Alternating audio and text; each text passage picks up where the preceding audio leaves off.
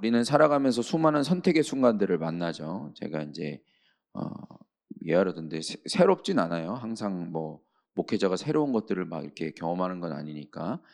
그래서 인생은 BCD라고 하죠. B는 뭘까요? 어 벌써 탄생하는 겁니다.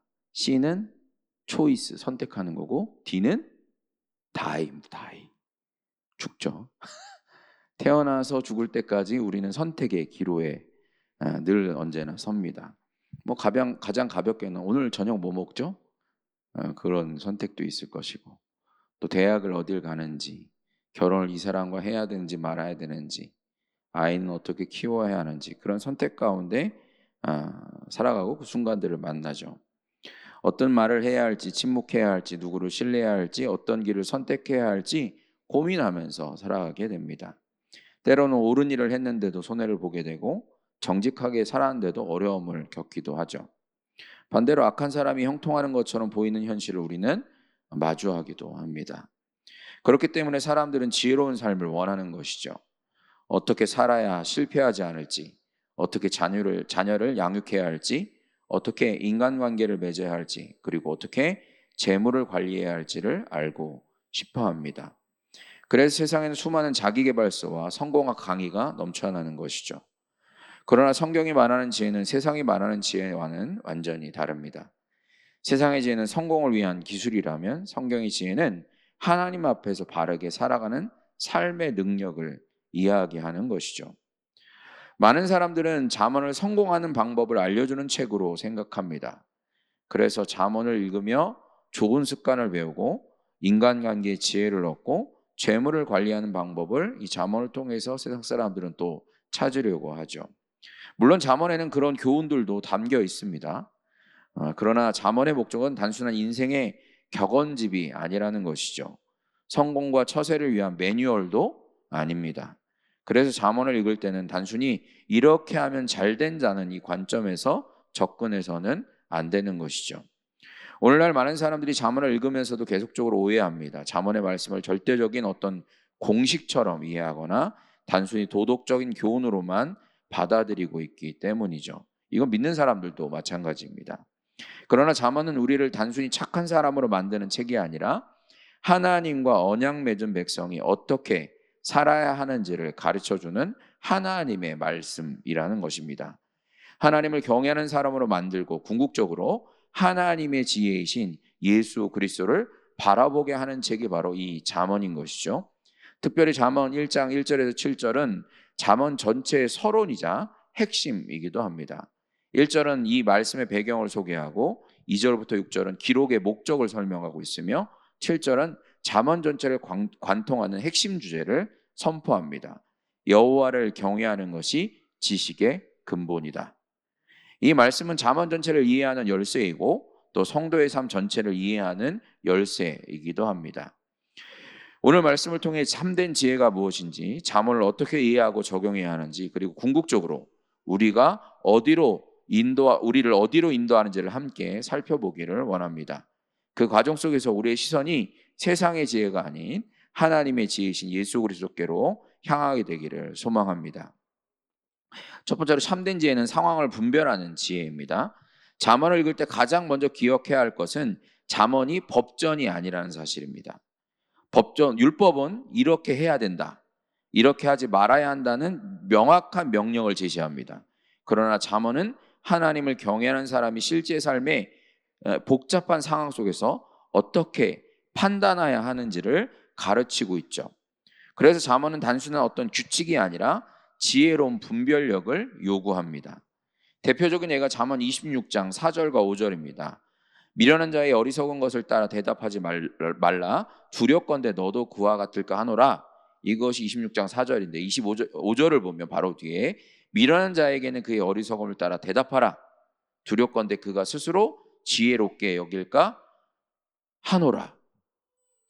이거 어떻게 하라는 거죠? 이거 어찌 하라는 말입니까? 말하라는 말입니까? 말하지 말라는 말입니까? 말하지 말라는 겁니까? 말하는 겁니까? 이게 헷갈리죠.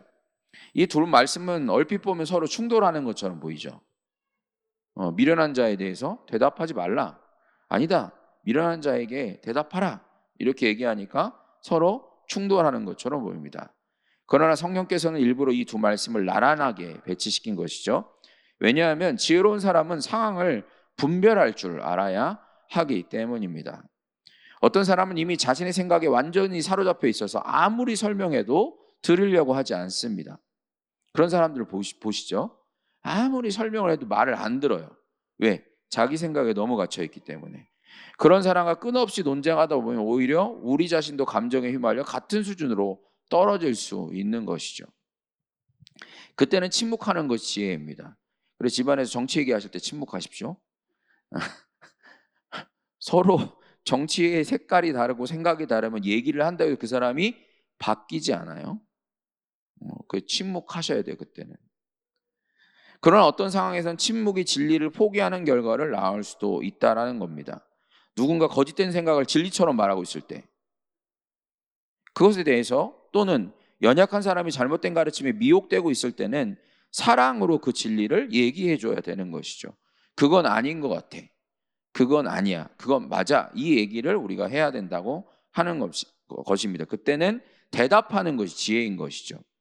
그래서 성경 신약에 보면 예수님께서도 우리에게 얘기하실 때 너희는 예하라. 아니오는 아니오하라 이렇게 얘기하세요. 우리가 얘기할 건 어떤 뭐 변명과 설득과 그걸 통해서 그 사람을 막 해서 변화시키려고 하는 게 아니라 사랑으로 얘기할 땐 아닌 것은 아니라고 얘기하고 맞는 것은 맞다고 얘기하는 또한 지혜가 있어야 한다라는 겁니다. 우리 주님도 그러셨죠. 예수님은 어떤 때는 침묵하셨습니다. 그리고 어떤 때는 아주 단호하게 말씀하심을 우리가 보게 되죠. 헤롯 대왕 앞에서는 침묵하셨지만 바리새인들의 위선 앞에서는 책망하셨습니다. 이것이 바로 지혜입니다. 오늘날 우리는 수많은 정보와 의견이 넘쳐가는 시대를 살아갑니다. SNS와 인터넷은 하루에도 수많은 논쟁들이 벌어지죠. 모든 말에 반응하는 것이 지혜가 아니라는 겁니다. 때로는 말하지 않는 것이 믿음이기도 하고 때로는 담대하게 말하는 것이 믿음이기도 합니다. 부모들은 자녀를 대할 때 이 지혜가 필요합니다. 목회자든 성도들을 돌볼 때 이 지혜가 필요한 것이죠. 성도는 직장과 가정에서 이 지혜가 필요합니다. 즉 참된 지혜는 단순히 그냥 옳고 그름을 아는 것이 아니라 언제 무엇을 어떻게 행해야 하는지를 분별하는 능력이라는 것이죠. 이러한 분별력은 경험만으로는 얻어지지 않습니다. 하나님을 경외하는 사람에게 주어지는 선물이기 때문이죠. 그래서 우리는 매 순간 주님이라면 어떻게 하셨을까라는 것을 질문하며 묻는 겸손한 마음으로 살아야 하는 것입니다. 목회를 하다 보면 비슷한 상황들이 여럿이 발생을 해요. 저도 인간인지라 지혜롭지 못하게 행동할 때도 있지만 대체적으로 저희가 그런 상황들이 볼 때는 마음속으로 기도합니다. 어떻게 해야 할까요? 어떻게 반응하는 것이 맞을까요? 그래서 어떤 상황 가운데는 주님이 주신 마음으로 같은 상황인데 부드럽게 다가갈 때가 있어요. 부드럽지 저는 아는데 그렇게 다가가야 할 때가 있어요. 답답하지만 제 성향은. 그러나 어때는 딴 사람이 볼 때는 왜 저렇게 하지 할 때가 있는데 강하게 나갈 때가 있습니다. 그렇게 나가야 할 때 그런 마음을 가지고 나가요. 근데 그러면 이제 어떤 사람들이 그러죠. 아니 저 목사님은 맨날 욱해. 그런데 기억해야 할 거는 목회자들이 뭐 자기 성향에 따라 행동하기도 하지만 그만큼 그 안에서 기도한다는 거예요. 그러니까 같은 상황인데도 어떤 때는 이렇게 어떤 때는 저렇게 반응해야 하는 경우들이 생긴다는 거죠. 그래서 우리가 늘 주님 앞에 질문해야 하는 겁니다. 주님이라면 어떻게 하셨을까? 두 번째로 참된 지혜는 여호와를 경외하는 데서 시작된다는 겁니다. 잠언 전체를 한 문장으로 요약한 이 잠언 1장 7절의 말씀, 여호와를 경외하는 것이 지식의 근본이거늘 미련한 자는 지혜와 훈계를 멸시한다. 이렇게 7절에서 이야기하죠. 이 말씀은 잠언의 머릿말이 아니라 잠언 전체를 해석하는 열쇠이기도 합니다. 마치 안경을 써야 눈 나쁜 사람이 안경을 써야 글자가 선명하게 보이듯 여호와를 경외한다는 이 렌즈를 통해서만 이 잠언의 모든 말씀이 올바로 보이게 됩니다. 세상은 지혜를 지식의 축적이라고 말하죠. 지식을 많이 쌓은 사람이 그걸 축적해서 어떻게 사용하느냐를 지혜라고 얘기합니다. 학위가 많고 경험이 많고 정보를 많이 가진 사람을 지혜로운 사람이라고 생각하죠. 그러나 성경은 그렇게 말하지 않습니다. 성경이 말하는 지혜의 시작은 하나님과의 관계에 있다라는 것이죠. 아무리 똑똑한 사람이라도 하나님을 모르면 성경이 말하는 참된 지혜자는 아니라는 겁니다. 반대로 세상적으로 많이 배우지 못했어도 하나님을 사랑하고 말씀에 순종하는 사람은 지혜로운 사람이다. 성경은 이렇게 말합니다. 여기서 여호와를 경외한다는 것은 단순히 하나님을 무서워하는 것이 아닙니다. 이 경외가 두려움이라는 단어를 포함하고 있지만 이것이 단순히 그냥 하나님을 무서워해라 이 말이 아니죠. 많은 사람들은 하나님을 경외하라는 그 말을 공포로 이해합니다. 경외하라 그랬으니까 두려워 떨고 공포스럽게 여겨야 되는구나라고 이해하는 경우들도 있어요. 그러나 성경이 말하는 경외는 단순한 두려움이 아닙니다. 경외에는 다음과 같은 요소들이 포함되는데 첫 번째는 하나님을 아는 것입니다. 이것은 하나님의 거룩하심과 위대하심을 인정하는 것이죠. 두 번째는 하나님을 사랑하는 겁니다. 하나님을 멀리하는 것이 아니라 가까이 하고 싶은 마음을 가지는 것이 경외함이죠. 세 번째는 하나님을 신뢰하는 것입니다. 자신보다 하나님의 말씀을 더 믿는 것, 이것이 하나님을 경외하는 겁니다. 그리고 하나님께 순종하는 것입니다. 하나님의 뜻을 삶의 기준으로 삼는 것이 하나님을 경외하는 것입니다. 그리고 마지막으로 하나님께 경배하는 것, 삶 전체를 하나님께 드리는 것이 바로 하나님을 경외하는 것이죠. 결국 경외는 하나님을 가장 중요하게 여기며 살아가는 삶을 말하는 겁니다. 하나님 중심의 삶이라고 말할 수 있는 것이죠. 아담과 하와도 그 타락이 결국은 하나님을 경외하지 않는 데서 시작됐습니다. 하나님보다 자신의 판단을 더 신뢰했기 때문에 이 타락이 시작된 것이죠. 반면 요셉은 애굽의 그 유혹 앞에서도 하나님을 경외했기 때문에 그 죄를 거절할 수 있었죠. 다니엘도 하나님을 경외했기에 사자굴의 그 위협 앞에서도 믿음을 지킬 수 있었던 것입니다. 잠언은 그래서 끊임없이 우리에게 묻습니다. 당신은 누구를 두려워합니까? 이걸 계속적으로 잠언은 우리에게 묻고 있는 거예요. 사람을 두려워하면 사람의 종이 되지만 하나님을 경외하면 진정한 자유를 누리게 되는 것입니다.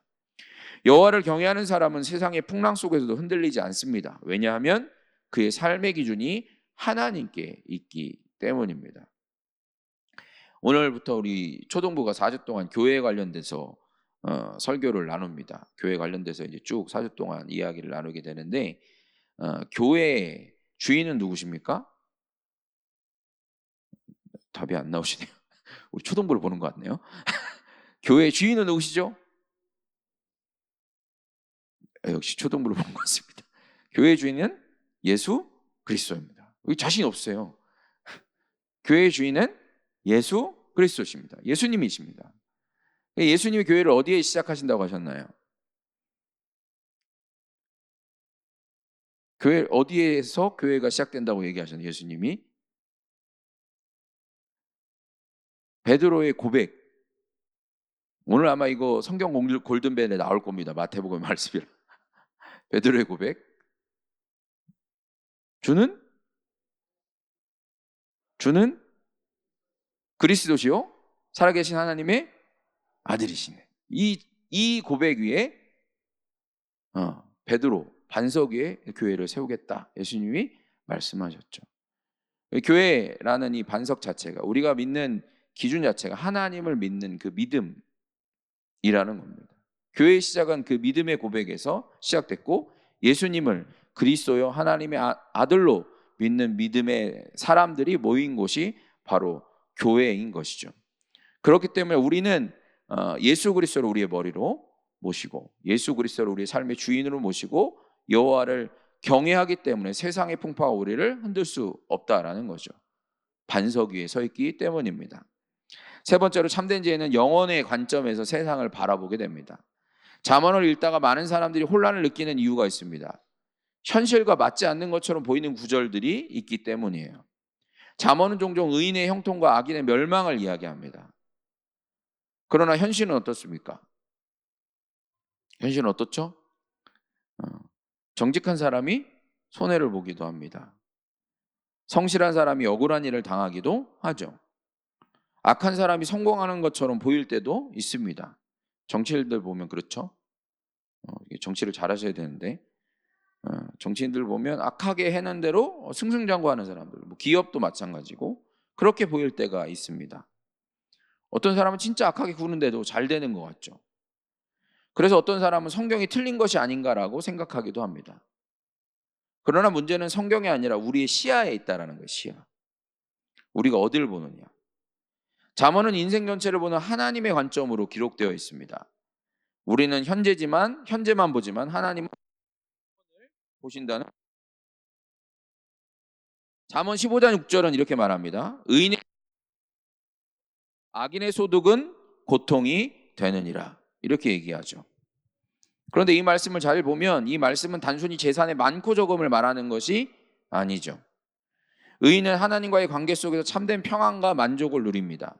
그러나 악인은 많은 것을 가져도 참된 안식을 얻지 못한다라고 말하는 것이죠. 실제로 솔로몬은 세상의 모든 부귀영화를 누렸지만 하나님 없는 삶의 허무함을 전도서에서 고백하고 있습니다. 세상은 결과만 보지만 하나님은 마지막을 보신다는 거예요. 그래서 잠언은 우리를 종말론적 시각으로 초대하고 있습니다. 오늘은 손해보는 것 같아도 하나님께 순종하는 길은 결국 승리의 길이라고 우리에게 말해주고 있는 것이죠. 오늘은 억울한 일을 당해도 하나님은 결코 우리를 잊지 않으신다는 겁니다. 오늘은 우리의 눈에 눈물이 흐를지라도 하나님께서는 반드시 정의를 이루신다는 겁니다. 이 믿음이 잠언이 말하는 지혜입니다. 네 번째로 참된 지혜는 예수 그리스도 안에서 완성된다는 겁니다. 잠언을 읽다 보면 우리는 자신의 한계를 발견하게 됩니다. 화를 내지 말라고 하지만 화를 내죠. 게으르지 말라고 하지만 게을러집니다. 입술을 조심하라고 하지만 실수하는 경우들이 있죠. 이웃을 사랑하라고 하지만 우리는 늘 언제나 보면 자기중심적으로 살아갈 때가 많이 있습니다. 그래서 잠언을 정직하게 읽을수록 우리는 자신이 얼마나 어리석은 존재인가를 깨닫게 되는 것이죠. 바로 이것이 잠언의 중요한 목적입니다. 잠언은 단순히 우리를 더 열심히 살아라 이렇게 말하는 책이 아니라는 것이죠. 오히려 우리에게 참된 지혜가 필요하다는 사실을 깨닫게 하는 책이 잠언입니다. 그리고 그 참된 지혜는 우리 주 예수 그리스도 안에서 발견됩니다.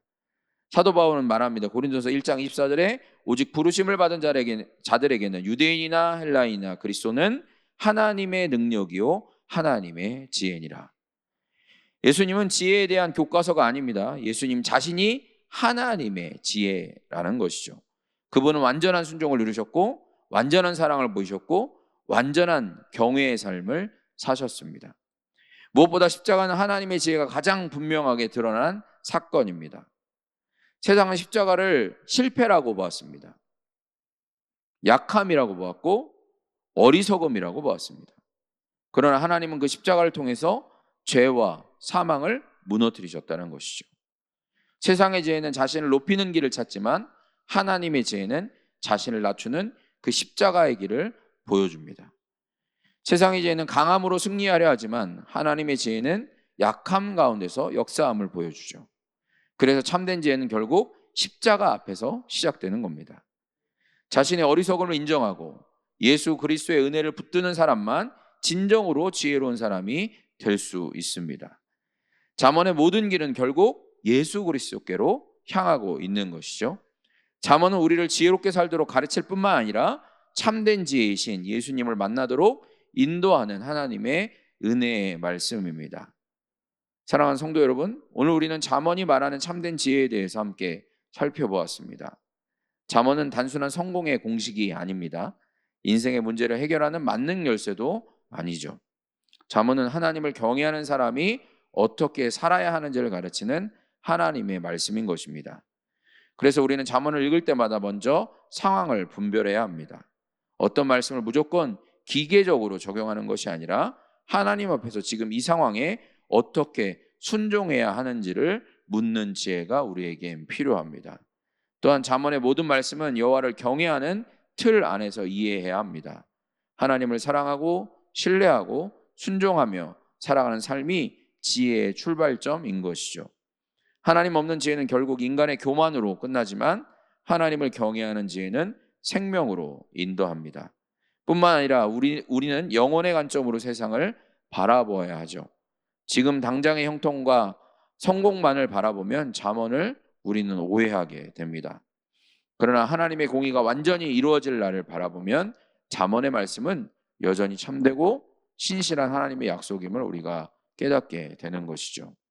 무엇보다 잠언은 우리를 예수 그리스도께로 인도합니다.